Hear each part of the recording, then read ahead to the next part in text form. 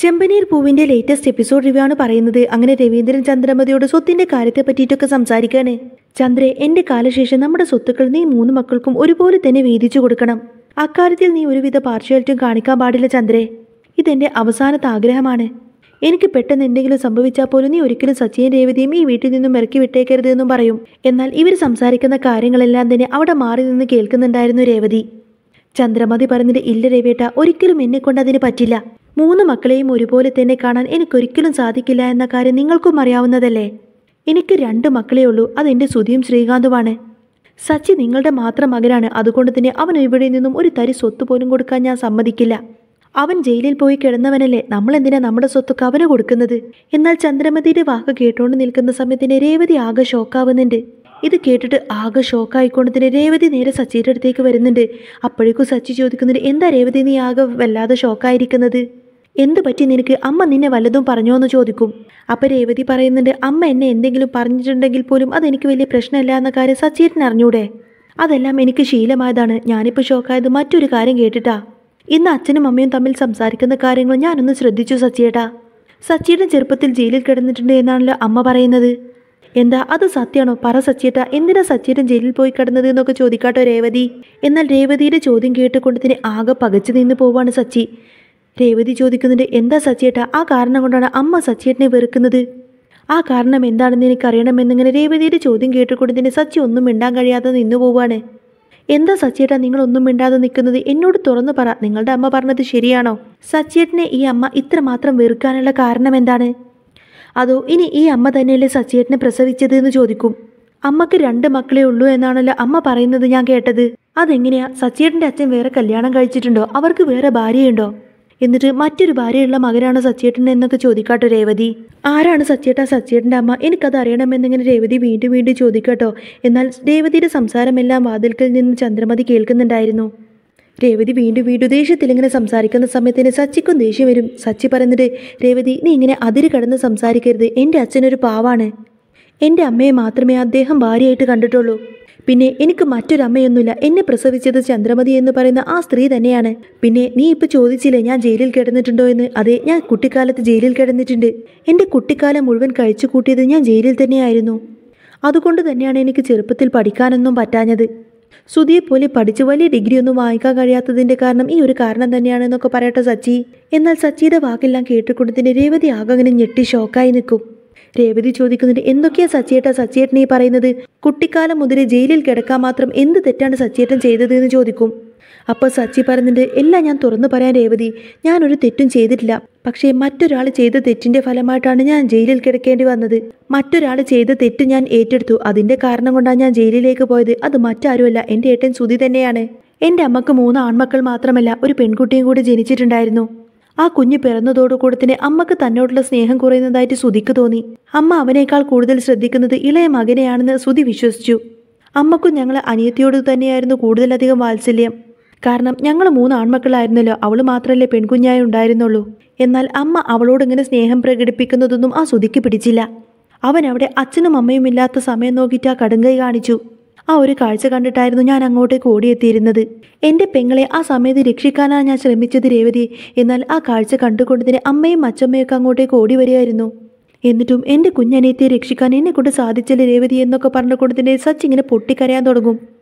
സുധിയുടെ കൈകൊണ്ടാണ് അവൾ മരിച്ചത്. അതിനൊക്കെ സാക്ഷിയായിട്ട് അച്ഛനും അച്ഛമ്മയും ഉണ്ട്. എന്നാൽ അമ്മ അങ്ങോട്ടേക്ക് വന്നപ്പോഴേക്കും അമ്മയുടെ മുന്നിൽ അവൻ നന്നായിട്ട് അങ്ങ് അഭിനയിച്ചു. ഇതൊക്കെ ചെയ്തത് ഞാനാണെന്ന് അവൻ അമ്മയോട് പറഞ്ഞത്. ആ സമയത്ത് അച്ഛനും അച്ഛമ്മയും അതിനെ എതിർത്തുകൊണ്ട് തന്നെ ഒന്നും പറഞ്ഞില്ല. എല്ലാം അച്ഛൻ്റെ നിർബന്ധമായിരുന്നു. അങ്ങനെ അച്ഛൻ്റെ മുന്നിലും നാട്ടുകാർക്ക് മുന്നിലും എൻ്റെ സ്വന്തം അമ്മയുടെ മുന്നിലും ഞാൻ അങ്ങ് പ്രതിയായി. ആ ഒരു കാരണം കൊണ്ടാണ് എനിക്ക് ജയിലിലേക്ക് പോവേണ്ടി വന്നത് രേവതി എന്നൊക്കെ പറഞ്ഞുകൊണ്ട് തന്നെ സച്ചി അങ്ങ് പൊട്ടിക്കരയാൻ തുടങ്ങും. ആ ഒരു സംഭവം നടന്നതിന് ശേഷം ഇന്നേ വരെ അമ്മ ഒരിക്കലും എന്നെ മകനായിട്ട് കണ്ടിട്ടില്ല. ഒരിക്കലും അമ്മ എന്നോട് നല്ല രീതിയിലൊന്നും സംസാരിച്ചിട്ട് പോലുമില്ല. വെറുക്കപ്പെട്ട വെറും ഒരു ശത്രുവായിട്ടാണ് അമ്മ ഇന്നും എന്നെ കാണുന്നത്. ഞാൻ എന്ത് തെറ്റ് ചെയ്തിട്ടാണ് രേവതി? ഞാൻ ഒരിക്കലും ഒരു തെറ്റ് ചെയ്തിട്ടില്ല. ഞാനൊരിക്കലും എൻ്റെ കുഞ്ഞനിയത്തിയെ ഇല്ലാതാക്കിയിട്ടില്ല. സുധിയുടെ കയ്യിൽ നിന്ന് ഞാൻ എൻ്റെ പൊന്നുമോളെ രക്ഷിക്കാനായിരുന്നു ശ്രമിച്ചത്. ഞാൻ എത്രമാത്രം സത്യം പറഞ്ഞിട്ടും ആരും എന്നെ വിശ്വസിക്കുന്നില്ല രേവതി. സത്യമെല്ലാം നേരിൽ കണ്ടത് അച്ഛനും അച്ഛമ്മയുമാണ്. ഇനി അച്ഛൻ ഈ കാര്യം എല്ലാവരോടും തുറന്നു പറഞ്ഞാൽ മാത്രമേ എല്ലാവരും വിശ്വസിക്കുള്ളൂ. അമ്മ പോലും ഈ സത്യം വിശ്വസിക്കണമെങ്കിൽ അച്ഛൻ ഈ സത്യം അമ്മയോട് തുറന്നു പറയണം. എന്നാൽ അച്ഛൻ ഒരിക്കലും ഈ കാര്യം ആരോടും പറയാനും പോകുന്നില്ല. അച്ചമ്മയോട്ട് ഈ സത്യം പറയാനും സമ്മതിക്കില്ല. മൂത്ത മകന്റെ ഭാവി ഇല്ലാതായി കാണുമെന്ന് അച്ഛൻ ഒരു പക്ഷേ വിചാരിച്ചിട്ടുണ്ടാവും. ഏതായാലും സുധി ആഗ്രഹിച്ചതുപോലെ തന്നെ അവന്റെ കാര്യങ്ങളെല്ലാം നടന്നു. അവൻ ആഗ്രഹിച്ചതുപോലെ തന്നെ അമ്മയുടെ സ്നേഹം അവന് കൂടുതലായിട്ട് കിട്ടാനും തുടങ്ങി. അതുതന്നെയായിരുന്നല്ലോ അവൻ ആഗ്രഹിച്ചതും. അങ്ങനെ അവൾ പോയതോടുകൂടെ തന്നെ അമ്മ എനിക്ക് തരാൻ വെച്ച സ്നേഹം കൂടി അവന് കൊടുത്തു. അങ്ങനെ അവന്റെ ജീവിതം നല്ല രീതിയിലാവുന്ന സമയത്തിന് എൻ്റെ ജീവിതം അങ്ങ് തൊലഞ്ഞു പോയി രേവതി.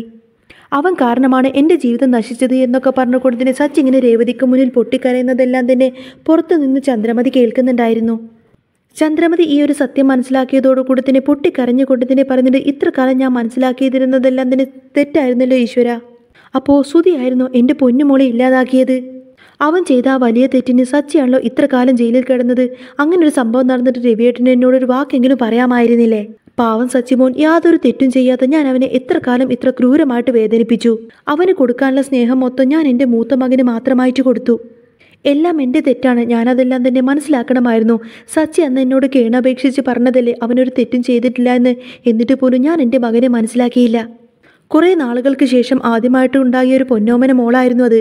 എന്നിട്ട് പോലും ആ മോളെ ഇല്ലാതാക്കിയിട്ട് പോലും ഇന്ന് വരെ സുധിക്കൊരു കുറ്റബോധം തോന്നിയിട്ടില്ലല്ലോ. വലിയൊരു തെറ്റ് ചെയ്തു വെച്ചിട്ട് ഒന്നും അറിയാത്തതുപോലെ ആ തെറ്റ് മുഴുവൻ അവൻ ആ പാവം സച്ചിയുടെ തലയിലേക്ക് അങ്ങ് ആക്കി വെച്ചു. ഒരിക്കലും ഒരു അമ്മ മകനോട് ചെയ്യാൻ പറ്റാത്ത അത്ര വലിയ ക്രൂരതകളാണ് ഞാൻ എൻ്റെ സച്ചിമോനോട് ഇത്ര കാലം ചെയ്തിരിക്കുന്നത്. ഇതിനെല്ലാം കാരണക്കാരൻ എൻ്റെ ഭർത്താവ് രവിയേട്ടനാണ്. അന്ന് തന്നെ എന്നോട് ഈ സത്യമെല്ലാം പറഞ്ഞാൽ പോരായിരുന്നില്ലേ? എന്നാൽ പിന്നെ ഞാൻ എൻ്റെ സച്ചിമോനെ അവിശ്വസിക്കുമായിരുന്നോ?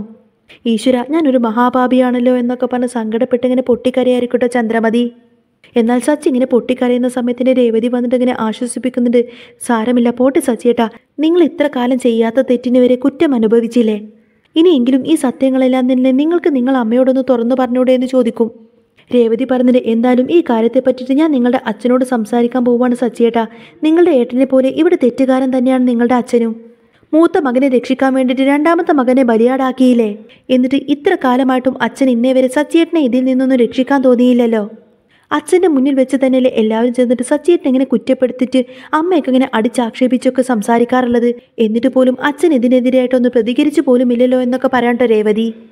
അപ്പം സച്ചി പറഞ്ഞിട്ട്, അതൊന്നും വേണ്ട രേവതി, എനിക്കെന്നും എൻ്റെ അച്ഛനോടും അമ്മയോടും സ്നേഹം മാത്രമേ ഉള്ളൂ. ഇനി നീ ഈ ഒരു പേരും പറഞ്ഞ് അച്ഛനെ ഒരിക്കലും വിഷമിപ്പിക്കല്ലേ. എനിക്ക് ഈ ലോകത്ത് ഏറ്റവും കൂടുതൽ ഇഷ്ടം എൻ്റെ അച്ഛനോടാണ്. അതുകൊണ്ട് തന്നെ എൻ്റെ അച്ഛന് ഇഷ്ടമില്ലാത്ത എൻ്റെ അച്ഛനെ വിഷമിപ്പിക്കുന്ന കാര്യങ്ങളൊന്നും ഞാൻ ചെയ്യില്ല. നീ നിർബന്ധിച്ച് ചോദിച്ചതുകൊണ്ട് മാത്രമാണ് ഞാൻ നിന്നോട് ഈ കാര്യം പറഞ്ഞത്. അതുകൊണ്ട് നീ ഒരിക്കലും ഈ കാര്യം അച്ഛനെ അറിയിക്കരുത്.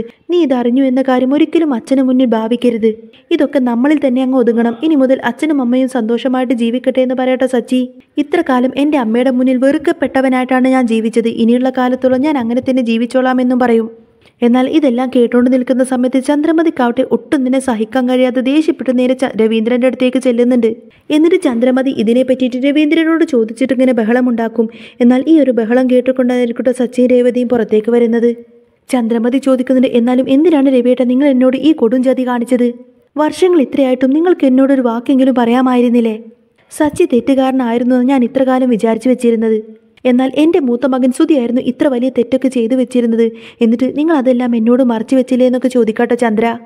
ഇന്ന് സച്ചി രേവതിയോട് സംസാരിക്കുന്ന കാര്യങ്ങളെല്ലാം സച്ചിയുടെ വായിൽ നിന്ന് തന്നെ ഞാൻ കേട്ടു രവിയേട്ടാ. എന്തിനായിരുന്നു നിങ്ങൾ ഈ കാര്യങ്ങളെല്ലാം എന്നിൽ നിന്നും മറച്ചു വെച്ചത്? നിങ്ങൾ എന്തുകൊണ്ടാണ് ഇത് മറച്ചു വെച്ചത് എന്ന കാര്യം എനിക്കറിയണം. നിങ്ങൾ എന്നിൽ നിന്നും ഈ സത്യം മറച്ചു വെച്ചതുകൊണ്ടാണ് എൻ്റെ കുഞ്ഞിനെ ഇല്ലാതാക്കിയവനെ ഞാൻ ഇത്ര കാലം സ്നേഹിച്ചുകൊണ്ട് നടന്നത്. അവനെ ഞാൻ പണ്ടേ വെറുക്കപ്പെടേണ്ടതായിരുന്നില്ലേ? അർഹിക്കാത്ത സ്നേഹമാണ് ഇത്ര കാലം ഞാൻ അവനക്ക് കൊടുത്തത്. ഇതിനെല്ലാത്തിനും കാരണക്കാരൻ നിങ്ങളല്ലേ എന്നൊക്കെ ചോദിച്ചുകൊണ്ട് തന്നെ ചന്ദ്രമതി രവീന്ദ്രനെ നേർക്ക് ഇങ്ങനെ പൊട്ടിത്തെറിക്കും. ഇവിടെ ഇപ്പോൾ എൻ്റെ ജീവിതവും സച്ചിയുടെ ജീവിതവും നിങ്ങളാണ് ഇല്ലാതാക്കിയത്. എന്നിട്ട് ഒന്നും അറിയാത്തതുപോലെ യാതൊരു കുറ്റബോധവും ഇല്ലാതല്ലേ നിങ്ങൾ ഈ നിൽക്കുന്നത്. ഇത്ര കാലം സച്ചിമോൻ എത്രമാത്രം കഷ്ടപ്പെട്ടു. എന്നിട്ട് നിങ്ങളെല്ലാവരും ചേർന്നിട്ട് എന്നെ ചതിക്കുമായിരുന്നില്ലേ എന്നൊക്കെ ചോദിക്കാട്ടെ ചന്ദ്ര. എന്നാൽ ചന്ദ്രമതിയുടെ വാക്കെല്ലാം കേട്ടുകൊണ്ട് തന്നെ നിറ കണ്ണുകളോട് അവിടെ വന്ന് നിൽക്കായിരിക്കും സച്ചി. ചന്ദ്രമതി ഓടി ചെന്നിട്ട് ഇങ്ങനെ സച്ചിയോട് പറഞ്ഞിട്ട്, മോനെ സച്ചി, നീ എന്നോട് പൊറുക്ക്. ഈ അമ്മ ഇതൊന്നും അറിഞ്ഞില്ലടാ. മഹാപാപിയായി പോയി ഈ അമ്മ. മോനെ എന്നോട് ക്ഷമിക്കുക എന്നൊക്കെ പറഞ്ഞുകൊണ്ട് തന്നെ ചന്ദ്രമതി പൊട്ടിക്കരഞ്ഞുകൊണ്ട് തന്നെ സച്ചിയുടെ അടുത്തേക്ക് ചെല്ലുന്ന സമയത്തിന് സച്ചി ഒന്നും അറിയാതെ നേരെ ബാക്കിലേക്ക് പോയിട്ട് റൂമിൽ കയറിയിട്ട് അങ്ങ് വാതിൽ കൊട്ടിയടക്കും. അപ്പോഴേക്കും ചന്ദ്രമതി ഓടി വന്നിട്ട് വാതിൽ ഇങ്ങനെ കൊട്ടി പിടിക്കുന്നുണ്ട്. സച്ചി, മോനെ സച്ചി, വാതിൽ തുറക്ക്. ഈ അമ്മക്ക് ഒരുപാട് നിന്നോട് സംസാരിക്കാനുണ്ട് എന്ന് പറയും. അങ്ങനെ ചന്ദ്രമതി പുറത്തുനിന്ന് ഒരുപാടധികം സച്ചിയെ വിളിക്കുന്നുണ്ടെങ്കിലും സച്ചി ഒരിക്കലും വാതിൽ തുറക്കാനൊന്നും തയ്യാറാവുന്നില്ല. അപ്പോൾ രവീന്ദ്രൻ ഇങ്ങനെ ചന്ദ്രമതിയോട് പറഞ്ഞിട്ട്, ചന്ദ്രേ, നീ സച്ചിയെ വിളിച്ചിട്ട് കാര്യമില്ല. അവൻ ഒരിക്കലും വാതിൽ തുറക്കില്ല. അവൻ അത്രമാത്രം സങ്കടത്തിലായിരിക്കും. പാവവൻ, അവൻ യാതൊരു തെറ്റും ചെയ്തിട്ടില്ല. ഒരു തെറ്റും ചെയ്യാത്തവനെ നീ എത്രമാത്രം കുറ്റപ്പെടുത്തി സംസാരിച്ചു. ഇതിനെല്ലാത്തിനും കാരണം എൻ്റെ സ്വാർത്ഥതയാണ്. നീ ഒരുപാട് സ്നേഹിക്കുന്ന നിന്റെ മൂത്ത മകനാണ് ഇത്ര വലിയ തെറ്റ് ചെയ്തത് എന്നെങ്ങാനും നീ അറിഞ്ഞു കഴിഞ്ഞാൽ നീ സ്വയം ഇല്ലാതാവുമെന്നൊക്കെ പേടിച്ചിട്ടാണ് ചന്ദ്ര ഞാൻ നിന്നിൽ നിന്നും ഇത് മറച്ചു വെച്ചത്. നിന്നെ ഒരിക്കലും എനിക്ക് നഷ്ടപ്പെടുത്താൻ പറ്റില്ല എന്ന കാര്യം നിനക്കറിയാലോ ചന്ദ്രേ. അതുകൊണ്ട് നീ വിഷമിക്കാതിരിക്കാൻ നിനക്ക് വേണ്ടിയിട്ട് തന്നെയാണ് ചന്ദ്രേ ഞാൻ ഈ സത്യമെല്ലാം മറച്ചു വെച്ചത് എന്നിങ്ങനെ രവീന്ദ്രൻ തുറന്നു സമ്മതിക്കും. നീ ഒരുപാട് സ്നേഹിക്കുന്ന സുധിയാണ് തെറ്റ് ചെയ്തത് എന്നറിഞ്ഞു കഴിഞ്ഞാൽ നീ എന്തെങ്കിലും കഴുക ചെയ്യുമെന്ന് എനിക്കറിയാമായിരുന്നു. അതുകൊണ്ടാണ് ഞാൻ തന്ത്രപൂർവ്വം സച്ചിയെ തന്നെ അങ്ങനെ കുറ്റക്കാരനാക്കിയത്. ഇത്ര വലിയ കൊടുംപാപം സച്ചിയോട് നിന്നോട് ചെയ്ത് നീ എന്നോട് ക്ഷമിക്കുക ചന്ദ്ര എന്നൊക്കെ പറഞ്ഞ് രവീന്ദ്രൻ എങ്ങനെ ചന്ദ്രമതിക്ക് മുന്നിൽ പൊട്ടിക്കരയും. എന്നാൽ രവീന്ദ്രന്റെ വായിൽ നിന്ന് ഈ വാക്കെല്ലാം കേട്ടതോടുകൂടി തന്നെ ചന്ദ്രമതി ദേഷ്യത്തിൽ രവീന്ദ്രനെ ഇങ്ങനെ നോക്കിക്കൊണ്ട് തന്നെ അവിടെ നിന്നങ്ങ് ഇറങ്ങിപ്പോവും. ചന്ദ്രമതി ഏതായാലും പൊട്ടിക്കരഞ്ഞുകൊണ്ട് തന്നെ വീണ്ടും സച്ചിയുടെ അടുത്തേക്ക് വരുന്നുണ്ട്. എന്നിട്ട് സച്ചിയുടെ അടുത്തേക്ക് വന്നിട്ട് സച്ചിയുടെ കാല് പിടിക്കാൻ നോക്കിയായിരിക്കട്ടെ ചന്ദ്രമതി. അപ്പോഴേക്കും സച്ചി ചന്ദ്രമതി ഇങ്ങനെ ചേർത്ത് പിടിച്ചുകൊണ്ട് തന്നെ അവിടെ നിന്ന് എഴുന്നേൽപ്പിക്കുന്നുണ്ട്. ചന്ദ്രമതി പറയുന്നുണ്ട്, മോനെ സച്ചി, ഈ അമ്മയോട് നീ പുറത്തേ പറ്റൂ. മഹാപാപിയാണ് ഞാൻ. നിന്റെ മുന്നിൽ ഇങ്ങനെ നിൽക്കാനുള്ള യോഗ്യത പോലും എനിക്കില്ലാന്നറിയാം. ഞാൻ ചെയ്ത ക്രൂരതകൾക്കെല്ലാം തന്നെ മോൻ എന്നോട് മാപ്പ് തരണം. എന്നോട് പൊറുക്കടാ മോനെ എന്നൊക്കെ പറഞ്ഞുകൊണ്ട് തന്നെ ചന്ദ്രമതി ഇങ്ങനെ പൊട്ടിക്കരയുന്ന സമയത്തിന് സച്ചിയും സങ്കടത്തിൽ ചന്ദ്രമതി എങ്ങനെ ചേർത്ത് പിടിക്കും. സച്ചി ചോദിക്കുന്നത്, അമ്മ എന്തിനാ എന്നോട് മാപ്പ് പറയുന്നത്? അമ്മ അതിനൊരു തെറ്റും ചെയ്തിട്ടില്ലല്ലോ. അമ്മ ഈ കാര്യങ്ങളൊന്നും അറിഞ്ഞിട്ടില്ലല്ലോ. അമ്മയുടെ സ്ഥാനത്ത് മറ്റാരാണെങ്കിലും എന്നോട് ഇങ്ങനെയൊക്കെ തന്നെ പെരുമാറുമായിരുന്നുള്ളൂ. അമ്മ കുട്ടിക്കാലത്ത് എനിക്ക് നൽകിയിരുന്ന സ്നേഹമുണ്ടല്ലോ, ആ ഒരു ഓർമ്മകളിലാണ് ഞാൻ ഇത്ര കാലം ജീവിച്ചിരുന്നത്. ഇനി എനിക്കത് മതി അമ്മേ. അമ്മയുടെ സ്നേഹം ഒരിക്കലും ഞാൻ ഇനി ആഗ്രഹിക്കില്ല. അമ്മ സുധിയെ തന്നെ സ്നേഹിച്ചാൽ മതി. ഞാൻ ഇനി ആരോടും ഒരു അവകാശത്തിനും വരുന്നില്ല എന്നൊക്കെ പറഞ്ഞുകൊണ്ട് തന്നെ സച്ചി ഇങ്ങനെ പൊട്ടിക്കരയാട്ടെ ചന്ദ്രക്ക് മുന്നിൽ. അപ്പോൾ ചന്ദ്രമതി പറഞ്ഞിട്ട്, ഇല്ല മോനെ, ഇനി ഞാൻ ഒരിക്കലും അവനെ സ്നേഹിക്കില്ല. അവനെ സ്നേഹിക്കാൻ എന്നെ കൊണ്ട് കഴിയില്ല. നിന്നെ ഞാൻ അകറ്റി നിർത്താൻ ഒരേ ഒരു കാരണക്കാരൻ അവനാണ്. അവൻ കാരണമാണ് ഞാൻ എൻ്റെ പൊന്നുമോനെ വെറുത്തുപോയത് എന്നൊക്കെ പറഞ്ഞ് ചന്ദ്രമതി ഇങ്ങനെ പൊട്ടിക്കരയുന്ന സമയത്തായിരിക്കട്ടോ സുധിയും ശ്രുതിയും വീട്ടിലേക്ക് കയറി വരുന്നത്. ചന്ദ്രമതി സച്ചിനെ ഇങ്ങനെ കെട്ടിപ്പിടിക്കുന്നതും കണ്ടുകൊണ്ടതിന് ഒട്ടും സഹിക്കാൻ കഴിയുന്നില്ലട്ടോ സുധിക്ക് ഭയങ്കര ഈഗോ തോന്നും. സുധി വന്ന് ചോദിക്കുന്നുണ്ട്, അമ്മ എന്തിനാ അവളോട് ഇങ്ങനെ സ്നേഹത്തോടെ സംസാരിക്കുന്നത്? കഴിഞ്ഞ കാര്യങ്ങളെല്ലാം തന്നെ ഇത്ര പെട്ടെന്ന് അമ്മ മറന്നുപോയോ എന്ന് ചോദിക്കും. ഇത് കേൾക്കുന്ന സമയത്തിന് ചന്ദ്രമതി നേരെ സുധീരുടെ അടുത്തേക്ക് വന്നിട്ട് സുധിയുടെ മുഖത്തേക്ക് അങ്ങ് ആഞ്ഞടിക്കും. എടാ, ഇനി നീ മിണ്ടിപ്പോവരുത്. എന്നെ നീ അമ്മ എന്ന് വിളിച്ചു പോവരുത്. അതിനുള്ള അർഹത ഒരിക്കലും നിനക്കില്ലടാ. എൻ്റെ 2 മക്കളുടെ ജീവിതമാണ് നീ തൊലച്ചത്. നീ നിന്റെ മുഖം കൊണ്ട് ഇവിടെ നിന്ന് പോകുന്നുണ്ടോ? നിന്റെ മുഖം കാണുന്നത് പോലും എനിക്കിപ്പോൾ വെറുപ്പാടാ.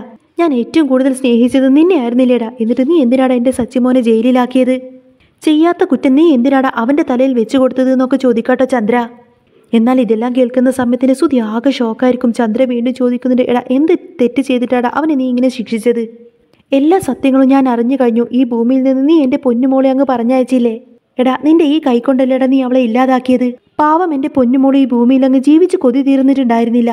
എന്നിട്ട് പോലും നീ എത്രമാത്രം വലിയ ക്രൂരത തന്നെ ചെയ്തില്ലടാ. എന്നിട്ട് ഒന്നും അറിയാത്ത എൻ്റെ സച്ചിമോനെ നീ അതിൽ പ്രതിയാക്കുകയും ചെയ്തു.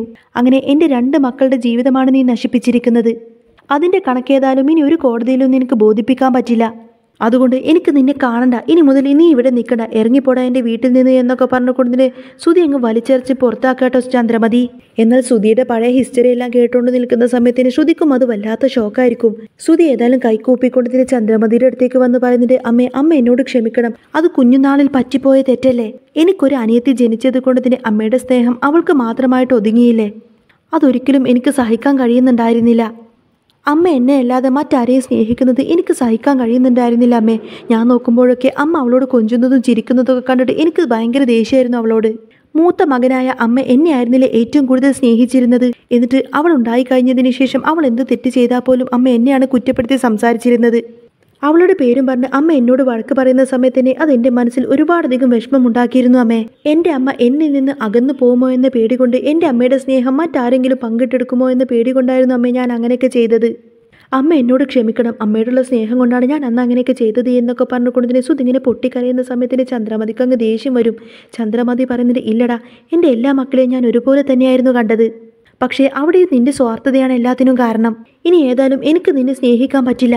ഇനി ഏതായാലും എനിക്ക് ഇത് സഹിക്കാൻ പറ്റില്ല. എൻ്റെ സ്നേഹം കിട്ടാൻ വേണ്ടിയിട്ടില്ല നീ ഇങ്ങനെയൊക്കെ ഓരോന്നും ചെയ്തത്. എന്നാൽ കേട്ടോ, ഇനി ഒരിക്കലും എൻ്റെ സ്നേഹം നിനക്ക് കിട്ടാൻ പോകുന്നില്ല. നിന്നെ ഒരിക്കലും ഞാൻ എൻ്റെ മകനായിട്ട് കാണുക പോലുമില്ല. ഇത് ചന്ദ്രമതിയുടെ വാക്കാണ്. ഞാൻ മരിച്ചാലും ശരി, നീ ഒരിക്കലും ഇനി എൻ്റെ അടുത്തേക്ക് പോലും വരാൻ പറ്റില്ല. എനിക്കിനി 2 മക്കൾ മാത്രമേ ഉള്ളൂ. അതെൻ്റെ സച്ചിയും ശ്രീകാന്തും മാത്രമാണ് എന്നൊക്കെ പറയായിരിക്കട്ടെ ചന്ദ്രമതി.